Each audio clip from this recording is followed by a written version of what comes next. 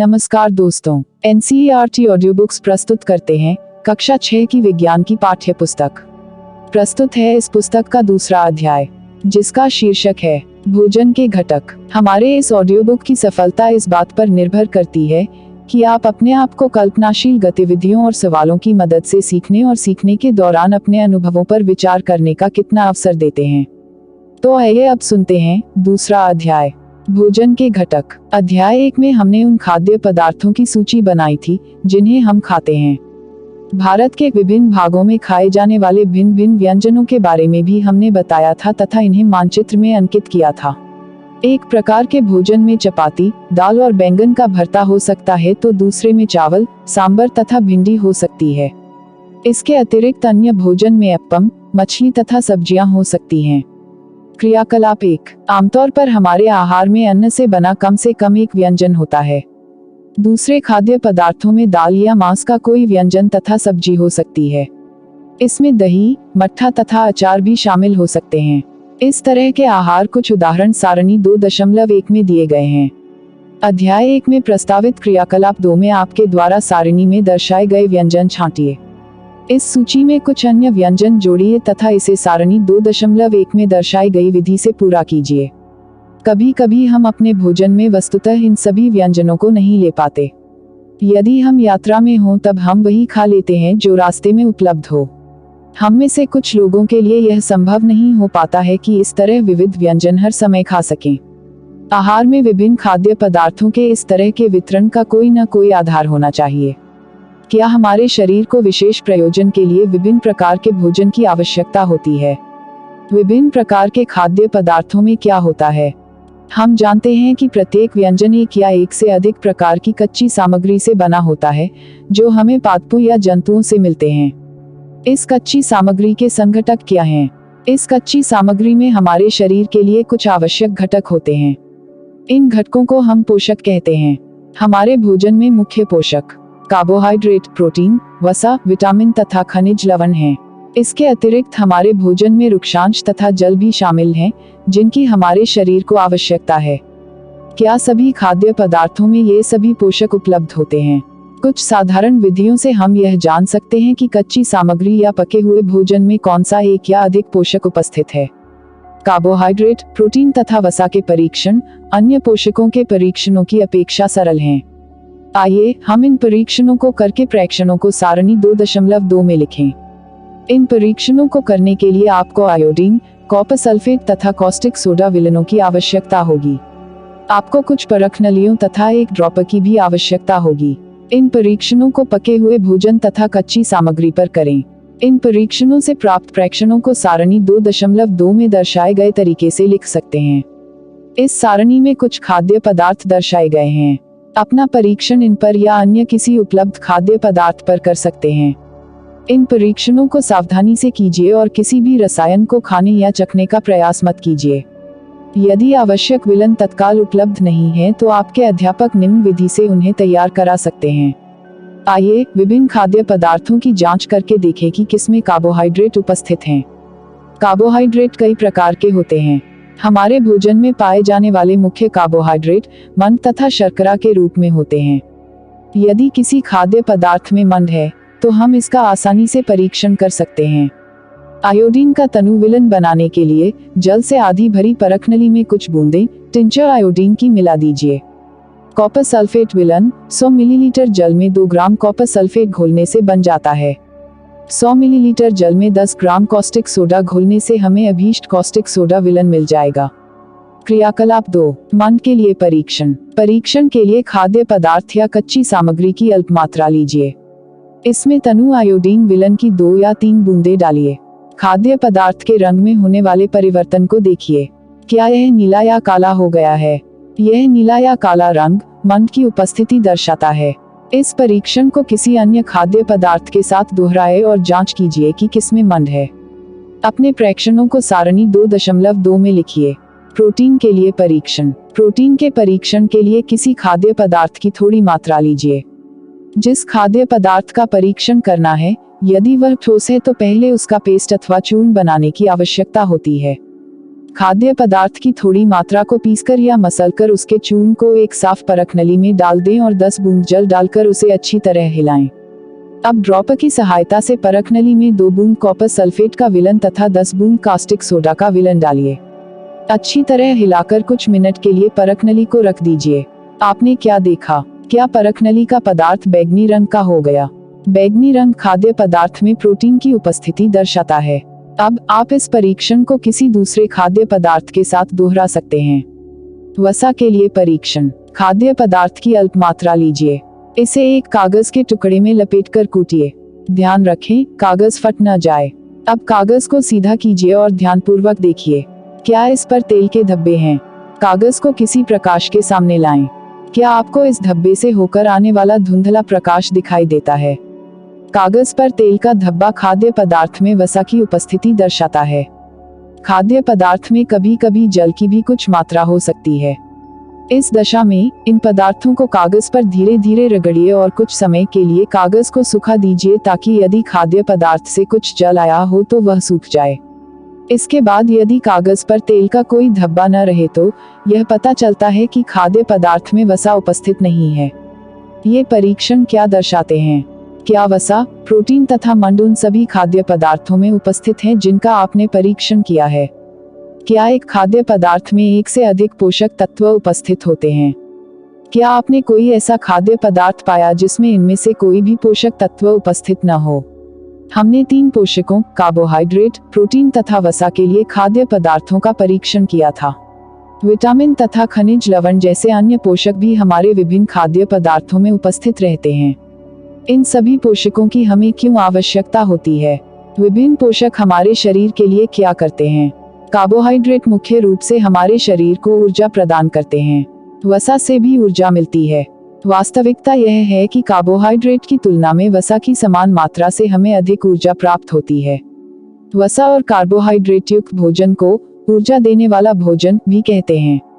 Carbohydrate के कुछ स्रोत: शकरकंदी, आलू, गन्ना, पपीता, तरबूज, आम, चावल, बाजरा, मक्का, गेहूं। वसा के कुछ पादप स्रोत: गिरी, मूंगफली, तिल, सरसों का तेल, सूरजमुखी का तेल, नारियल का तेल, सोयाबीन का तेल। वसा के कुछ जंतु स्रोत: मांस, घी, दूध, मक्खन, मछली, अंडे। प्रोटीन के कुछ पादप स्रोत: चना, मूंग, तुअर दाल, राजमा, सोयाबीन, मटर। प्रोटीन के कुछ जंतु स्रोत: मांस, मछली, दूध, पनीर, अंडा। विटामिन ए के कुछ स्रोत: पपीता, गाजर, आम, दूध, मछली का तेल। विटामिन बी के स्रोत: गेहूं, चावल, यकृत। विटामिन सी के स्रोत: संतरा, टमाटर, अमरूद, मिर्च, नींबू, आंवला। विटामिन डी के स्रोत: दूध, मक्खन, मछली, अंडे, यकृत। प्रोटीन की आवश्यकता शरीर की वृद्धि तथा स्वस्थ रहने के लिए होती है।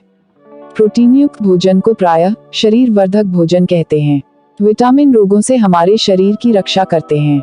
विटामिन हमारी आंख, अस्थियों, दांत और मसूड़ों को स्वस्थ रखने में भी सहायता करते हैं। विटामिन कई प्रकार के होते हैं जिन्हें अलग अलग नामों से जाना जाता है।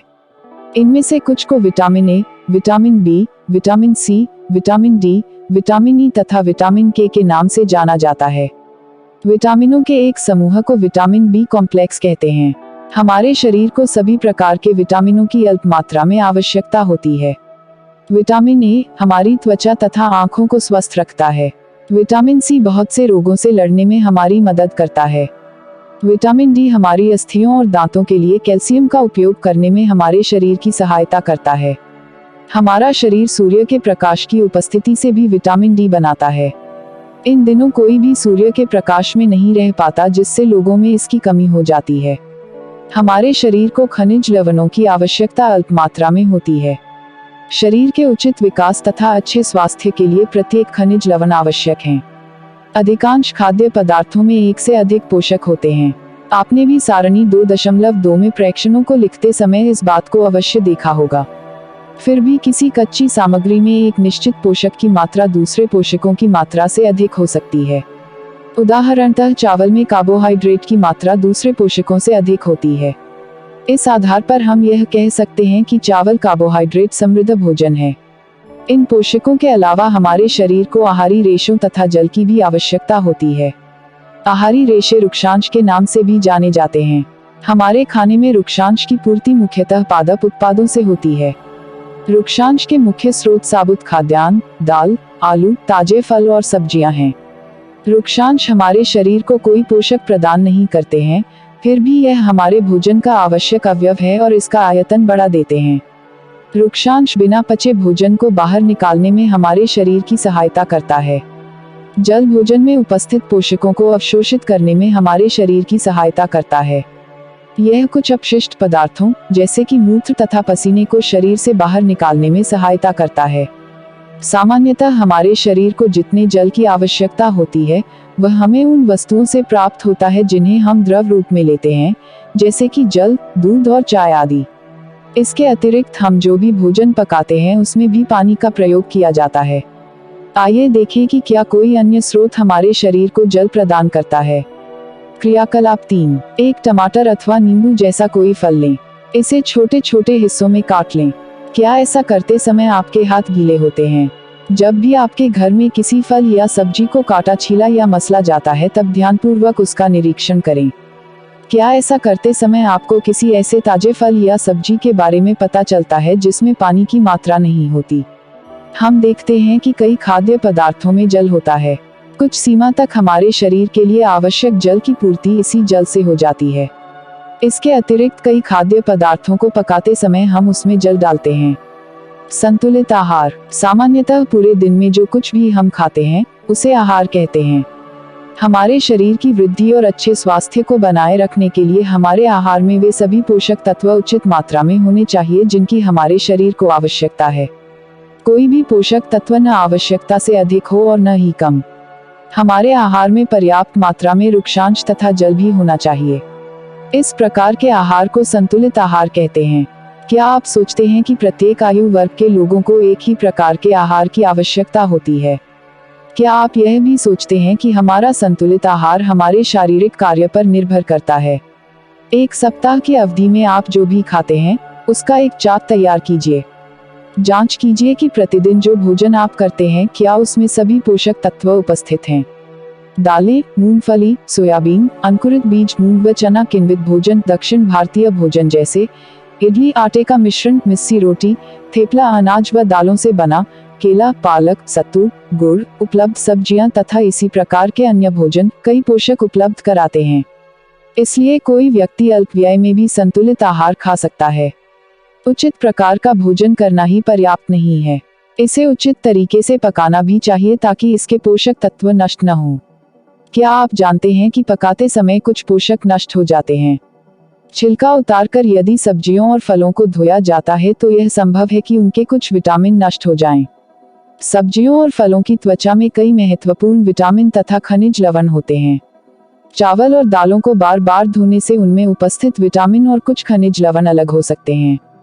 पहेली यह जानने के लिए उत्सुक है कि क्या जंतुओं के भोजन में भी ये सभी अवयव होते हैं और क्या उन्हें भी संतुलित भोजन की आवश्यकता है। हम सभी जानते हैं कि पकाने से भोजन का स्वाद बढ़ता है तथा इसे पचाने में आसानी होती है।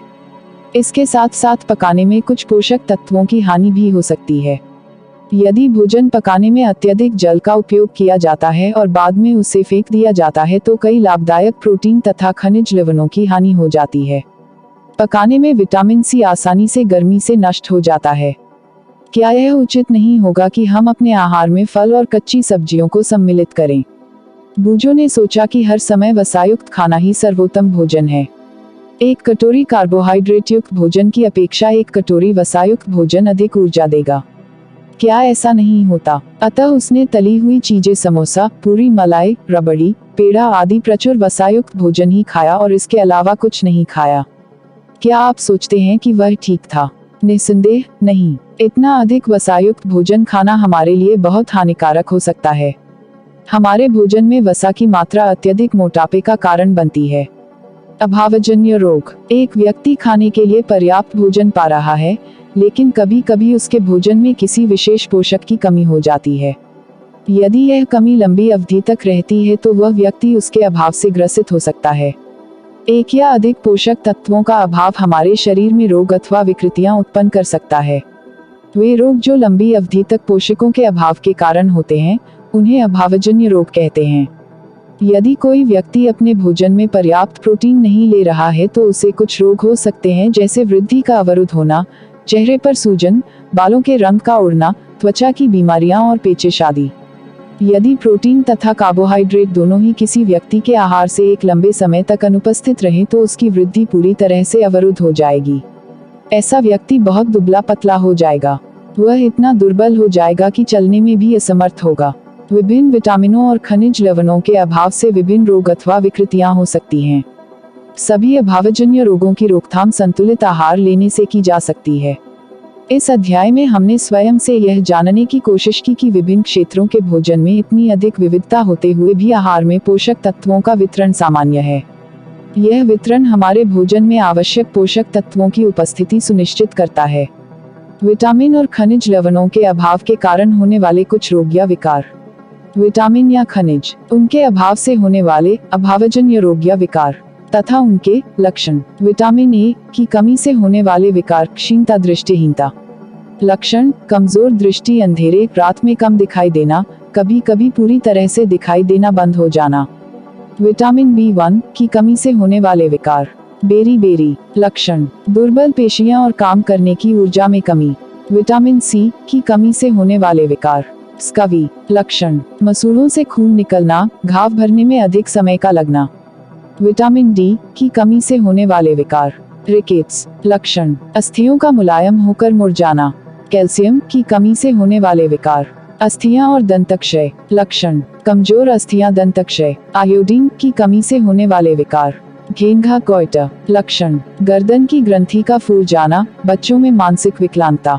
लोह की कमी से होने वाले विकार: अरक्तता। लक्षण: कमजोरी। प्रस्तुत अध्याय में हमने अब तक जो भी पढ़ा, अब उसका सारांश देखते हैं।